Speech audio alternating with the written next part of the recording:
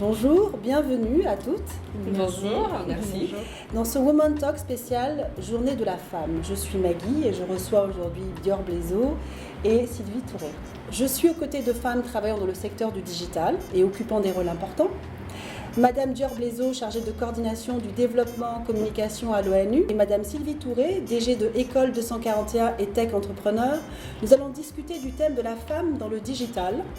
Aujourd'hui, on constate une véritable révolution digitale dont les femmes sont de plus en plus les actrices. Au Sénégal, par exemple, les femmes constituent 30% de l'écosystème numérique. Qu'est-ce que cela évoque pour nous au Gabon ? Je pense que ce taux, au Gabon, on n'avoisine pas ces taux. Je pense qu'on est légèrement en dessous de ce taux indiqué. D'ailleurs, on a pris en référence le Sénégal, mais au Gabon, on a d'autres réalités. Et il faut dire également que le numérique n'est pas... les femmes n'accourent pas directement dans le numérique. Pourquoi ? Parce que pour certaines, c'est considéré comme des métiers d'hommes. Et pour certaines, elles hésitent, elles se disent, si je deviens une geek, j'arrête d'être glamour, j'arrête d'être une femme, j'arrête d'être une pretty woman. Et voilà, donc ça n'a rien de glamour et donc ça ne pousse pas des femmes à embrasser ce type de métier. D'accord. Pensez-vous qu'au Gabon, nous les femmes avons l'opportunité de booster ce secteur, Et si oui, comment ? Dior ? Oui, je vais du coup prendre la parole vu qu'elle a très bien répondu à la première question. Je dirais que l'opportunité, elle est pour tout le monde de toute façon dans ce secteur-là. Donc, bien évidemment, elle l'est tout autant pour les femmes que nous sommes. Et du coup, si je peux donner, je me rappelais, la deuxième question, c'était y a-t-il une femme qui est impactée absolument dans ce domaine ? Ici, moi je vais parler de l'Afrique en général parce que j'ai, depuis 2013, j'admire la ministre togolaise des Postes et du numérique, Madame Sina Lawson, qui est une femme incroyable, qui a fait partie des 20 jeunes femmes les plus influentes nommées par le magazine Ford à 2 reprises, et puis qui depuis 2013 est en poste et qui fait des choses vraiment incroyables pour son pays. Et je pourrais faire le lien aussi avec une dame que je connais ici, qui est SG du ministère de l'économie numérique, Madame Liliane Massala, qui est SG depuis 2013 aussi, qui a survécu à tous les changements de ministre, qui est une femme incroyable, et j'espère vraiment qu'elle passera par la case ministre pour le coup. D'accord, super. Donc voilà. Et toi, du coup, Sylvie, quelles sont ces femmes qui t'inspirent dans le domaine du digital ? Alors pour moi, c'est un choix au Cameroun. Ok. Madame Rebecca Enochang, qui est d'ailleurs qui a été citée par Forbes également comme l'une des 50 femmes les plus influentes du continent. Et c'est une femme incroyable. Elle est directrice de Appstech, qui est sa boîte, mais elle est également présidente. Qui fait quoi la boîte ? Est-ce que tu sais ? Très dans la tech, très dans le numérique. Okay. On ne fait pas de publicité. D'accord, on ne fait pas de publicité, c'est clair. Allez-y faire des recherches, mais elle est très, très, très impliquée dans les questions et surtout elle se bat énormément sur la question du genre.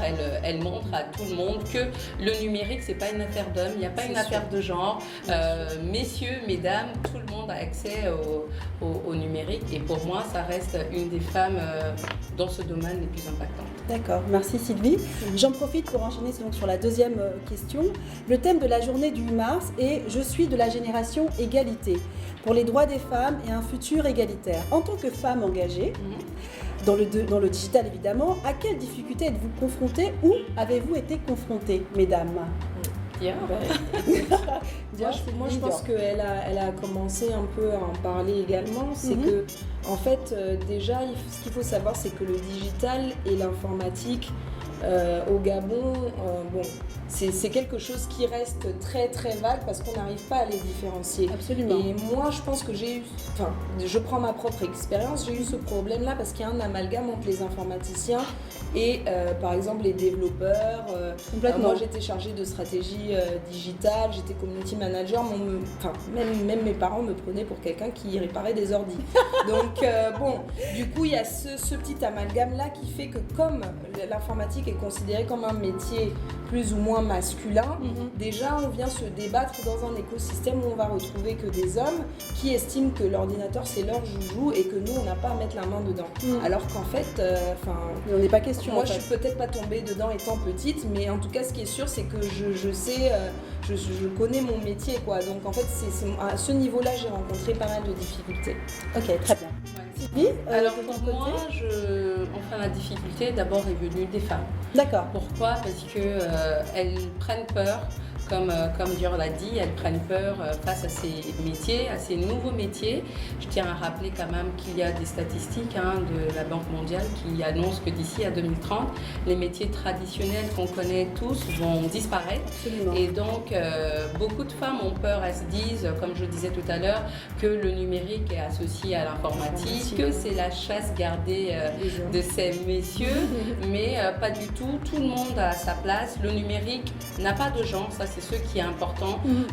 Au final, à la fin de la journée ou bien au milieu de journée, qu'est-ce qu'attend une entreprise ? De savoir si devant elle a une personne compétente. C'est ça, on ne dit pas, dit pas un homme compétent, on ne dit pas une femme compétente, mais on veut juste voir une personne compétente, une personne capable de délivrer les travaux demandés. Et voilà, donc le principal obstacle a été vraiment d'être buté et d'être face à d'autres femmes qui te disent non, ça m'intéresse pas, c'est un truc... Sans savoir peut-être, parce qu'aussi peut-être que le fait de ne pas comprendre, de ne pas appréhender finalement ce métier, ce nouveau métier, mais en fait, il y a beaucoup d'incertitudes. Je pense que c'est justement l'acculturation. Beaucoup ne connaissent pas c'est quoi, quels sont les enjeux, c'est quoi les nouveaux métiers du numérique. Et donc, elles sont... Déjà, de prime abord, moi je me rappelle quand on m'a proposé cette formation que j'ai faite pour faire, c'était un master 2 en spécialisation community management et réseaux sociaux. Tu l'as fait où ? À Bordeaux. D'accord. Et en fait, déjà c'était le ballot d'essai de l'INSEC, donc l'école dans laquelle j'étais. Donc déjà, moi je venais pour faire publicité, parce que bon, la publicité ça faisait bien, ça faisait cool et tout.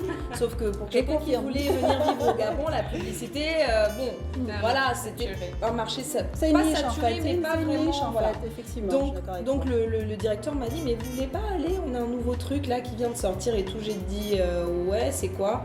Community management et réseaux sociaux. Je sais pas, j'ai jamais fait ça. Oui, mais essayez et tout.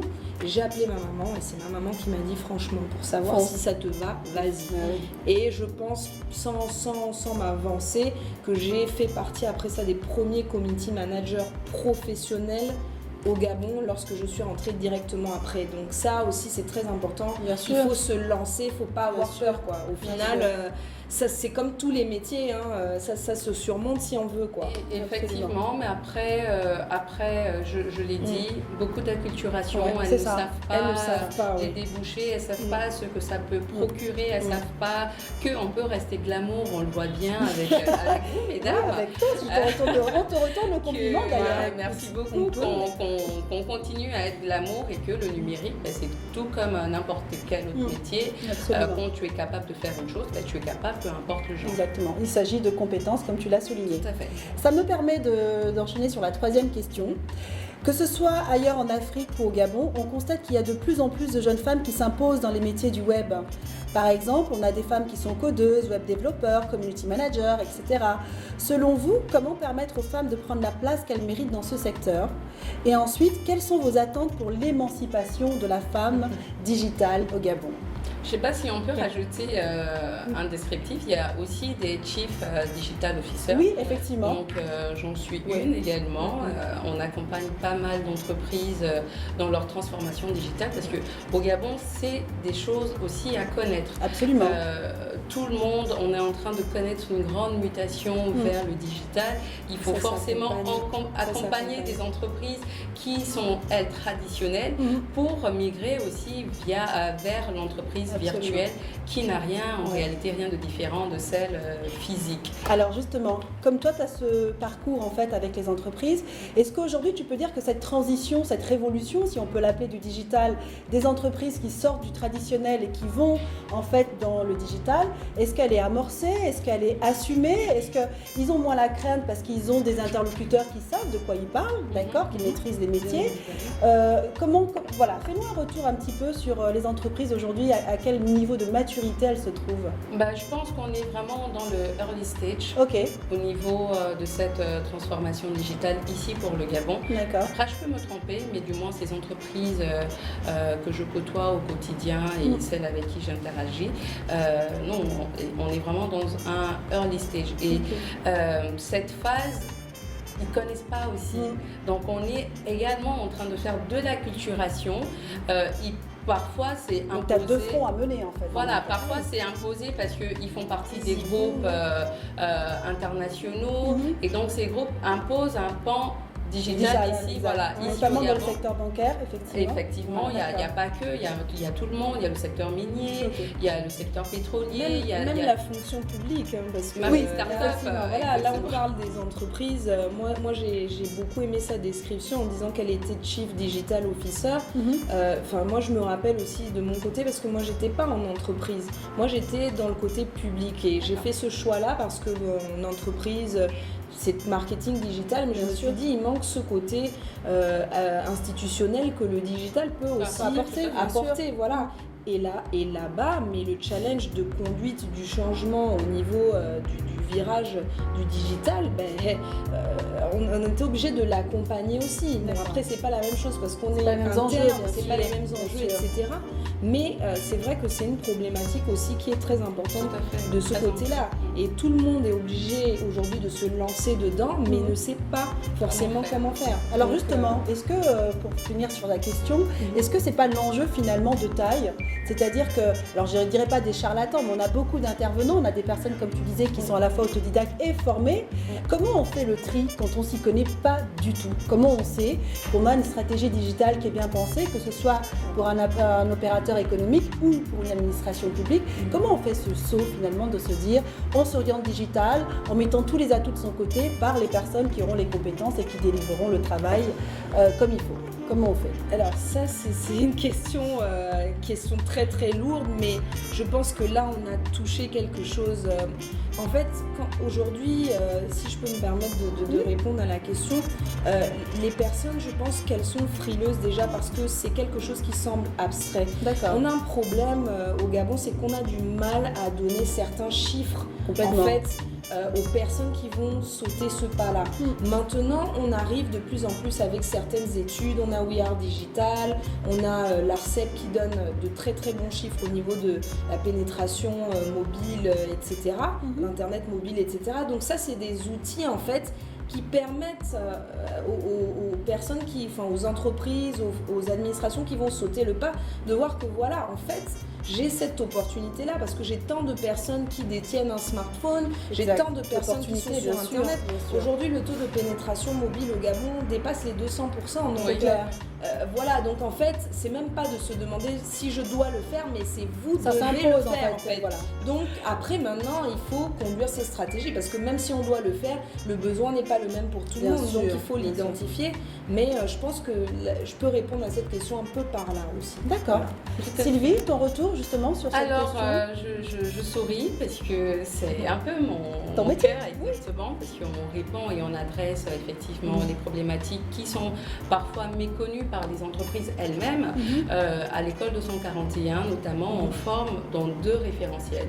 Donc, on a une panoplie de 11 métiers qu'on peut déployer ici au Gabon, mais on a décidé un choix stratégique et vu aussi l'enquête qu'on a eu à mener avant l'ouverture de notre fabrique, on forme 2 référentiels, donc développeur web et référent digital. Il y a des nouveaux métiers qui arrivent, il y a des nouvelles fonctions.